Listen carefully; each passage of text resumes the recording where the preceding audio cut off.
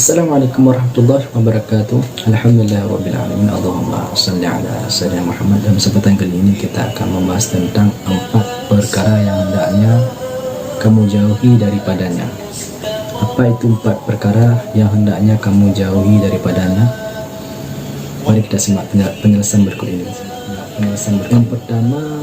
Yang pertama jauhi dari galau. Yang kedua, jauhi daripada sedih. Yang ketiga, jauhi daripada lemah. Yang keempat, jauhi daripada pelit. Mungkin hanya sekian, semoga bermanfaat. Subhanakallah wa bihamdika asyhadu an la ilaha illa anta astaghfiruka wa atubu ilaik. Wabillahi taufiq wal hidayah. Assalamualaikum warahmatullahi wabarakatuh. Salim dengan gerau.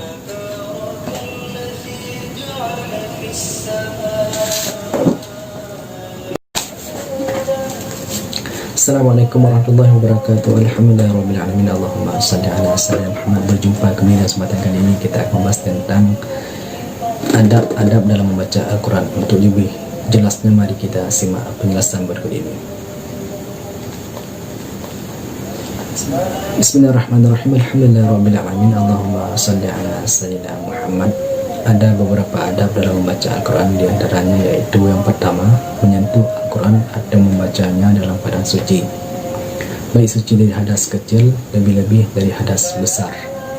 Cara suci hadas kecil yaitu dengan cara berwudu, dan suci daripada hadas besar dengan cara mandi junub atau mandi dari hadas besar, termasuk suci badan, suci pakaian, dan tempat waktu kita membacanya. Yang kedua, bersuak sebelum membacanya. Bersuak yaitu menggunakan kayu khusus yang untuk bersuak, atau bila tiada kayu khusus siwak, boleh dengan cara memakai sikat gigi dengan niat aku bersuak sunnah karena Allah Ta'ala. Yang ketiga, menggunakan pakaian terbaik, pakaian yang bersih, yang indah waktu dipandang, karena sebagai pakaian itu yang berwarna putih. Yang keempat, menghadap kiblat, harus menghadap seperti waktu kita sholat. Yang kelima, berhenti membaca ketika menguap. Ketika menguap dianjurkan untuk berhenti sejenak agar tidak terpotong bacaan begitu saja. Yang keenam, tidak memotong bacaan dengan suatu perkataan kecuali memang ada keperluan. Sebaiknya bila ada hal tertentu seperti ada yang memanggil kita, alangkah baiknya kita berhentikan bacaan pada yang dianjurkan untuk berhenti, baru melanjutkan menyahut panggilan tersebut. Yang ketujuh, pikirannya terkonsentrasi. Jangan mulut kita yang membaca Al-Quran, tapi pikiran dan hati kita melalang buana entah kemana-mana. Yang kedelapan, ketika ada ayat yang berisi janji, maka berhenti untuk memohon kepada Allah. Misalnya janji Allah bahwa janji seperti misalkan janji bahwa orang yang taat dimasukkan ke dalam surga, maka kita memohon untuk mendapatkan rahmat surga itu dan sebagainya. Yang sembilan, ketika ada ayat yang berisi ancaman, memohon perlindungan kepadanya Allah.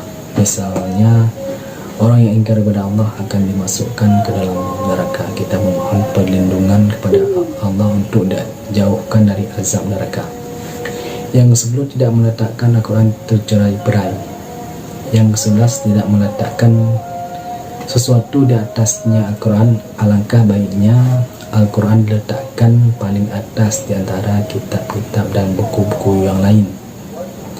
Yang ke-12, tidak saling mengeras bacaan terhadap orang lain. Maksudnya jangan sampai mengganggu orang lain dengan bacaan kita dengan cara berteriak-teriak. Yang ke-13, tidak membaca Al-Quran di dalam pasar, karena sebaik-baik tempat adalah masjid dan seburuk-buruk tempat adalah pasar, sebagaimana hadis Nabi. Yang 14, tidak membaca Al-Quran di tempat-tempat hiburan, misalkan tidak membaca di tempat-tempat karaoke, diskotik, dan lain sebagainya.